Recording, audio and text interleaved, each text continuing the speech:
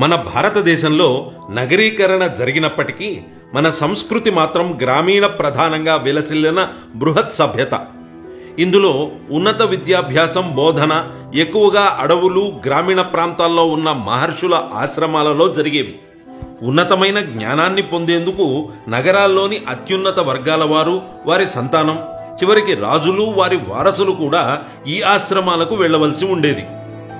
భారతదేశంలో ఒక విశిష్టమైన ప్రజాస్వామ్య ప్రధాన విజ్ఞాన వ్యవస్థ దేశవ్యాప్తంగా అమలులో ఉండేది. అయితే మొదట ఇస్లామిక్ దాడులు, ఆ తర్వాత క్రైస్తవ దురాక్రమణల కారణంగా గ్రామీణ ప్రజల కంటే పట్టణవాసులను ఉన్నతులుగా భావించే ఒక వివక్ష క్రమంగా ఏర్పడింది. పట్టణేతర ప్రాంతాలలో నివసించే వారిని చిన్నచూపు చూడటం, గ్రామీణ విజ్ఞానాన్ని నిర్లక్ష్యం చేసి పట్టణ నగర ప్రాంతాల్లోని జ్ఞానం కంటే తక్కువ చేసి చూడటం ప్రారంభమైంది.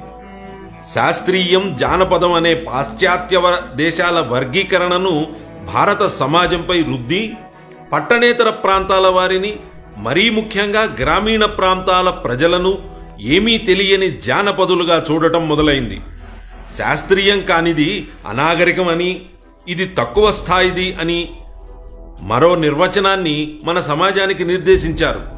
దాంతో సామాజిక సామరస్యత, ఆరోగ్యం, సాంకేతికత, ఆహారపు అలవాట్లు, ప్రకృతి ప్రాధాన్యత మొదలైన అనేక అంశాలలో భారతదేశంలో ఉన్న అపారమైన అనుభవం, విజ్ఞానం, విచక్షణలను గణనీయంగా కోల్పోయాం.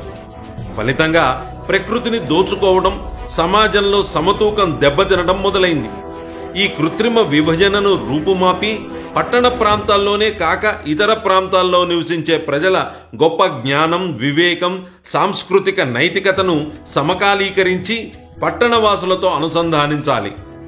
భారతీయతకు ప్రాధాన్యతనిచ్చి ఆ దిశగా ఆలోచన, ఆచరణ చేసేవారిని ఒకే వేదికపై తీసుకువచ్చి తద్వారా సామాజిక ప్రధాన జీవన స్రవంతి కథనంలో మరుగుపడిన వర్గాల, సమాజాలకు ఒక స్థానం, ఒక స్వరం ఇవ్వడం అనేది లోక్ మంథన్ లక్ష్యం.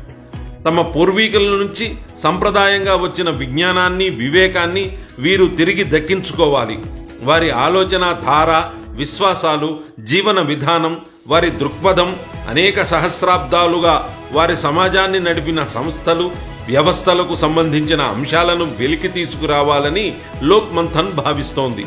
ఆ కోణంలో మేధావులు, కళాకారులు, ప్రతి రంగానికి చెందిన వారిని ఒకే వేదికపైకి తీసుకురావాలన్నది లోక్ మంథన్ ప్రయత్నం. జానపదుల కళలు, జీవన శైలి, పద్ధతులు, సంప్రదాయాలు, సంస్థల వంటివన్నీ గొప్ప శాస్త్రీయ అంశాలుగా చెప్పుకుంటున్న వాటికి ఏమాత్రం తక్కువ కాదని ఘంటాపదంగా చూపించేందుకే ఈ బృహత్ కార్యక్రమం.